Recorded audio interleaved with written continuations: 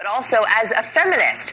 We've gone from a job market that basically confined women to a handful of often poorly paid positions to a moment when Capri Cafaro, good morning. Thanks for joining us on Fox and Friends. Thanks so much. Always happy to be here. So why is the president calling himself a feminist? Well, I mean, I think that anyone that has, two daughters, he obviously wants to set a strong example. I think most 21st century men see themselves as advocates for women, and I think that's the kind of narrative that President Obama is trying to present.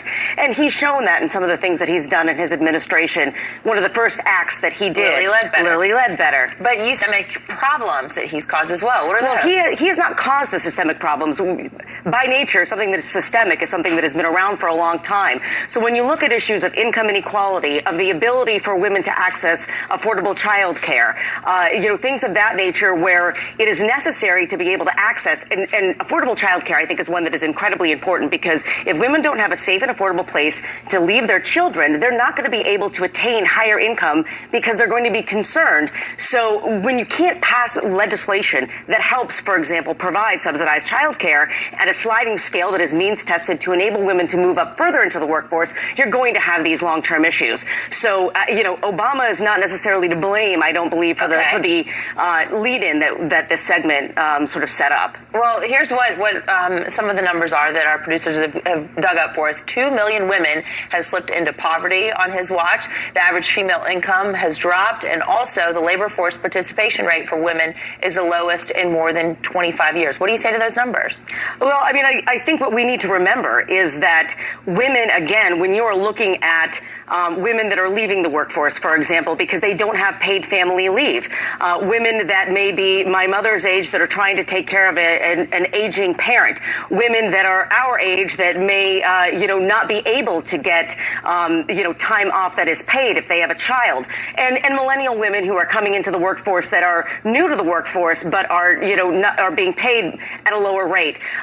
When you also look at some of the poverty numbers, they are actually very similar to men. So you look at West Virginia, for example, which is, I think, 49th out of 50 when it comes to poverty in the United States for women. It's 45th for men. So, it's not just isolated to women. That's not to say that we have not made strides. Again, President Obama, back to that, he has created a commission on the advancement of women and girls. We talked about Lilly Ledbetter. Certainly the Affordable Care Act has made it possible for women not to be a pre-existing condition just by their gender, so they're able to access affordable health care, which is also important to their participation in the economy. And you can imagine he's doing this to try to help Hillary Clinton even more. But Donald Trump has a real problem with female voters, so he needs to think twice about some of the things. Well, glamour is I think, the fact that he did this glamour op-ed obviously is a different market to prop up Hillary. Yeah. All right. Thank you so much. Capri Cafaro. What a name, too. Thank you. Lovely to see you today. 49 minutes after the hour, Donald Trump sticking to his script and attacking Hillary Clinton on foreign policy. Is that all he needs to do to flip the polls? Governor Mike Huckabee is here to explain next hour. Come on in. And forget about the November election being rigged. Kurt, the cyber guy, says it could be hacked. He's here next with the 5 hackers may take over your vote in the fall. That's coming up next.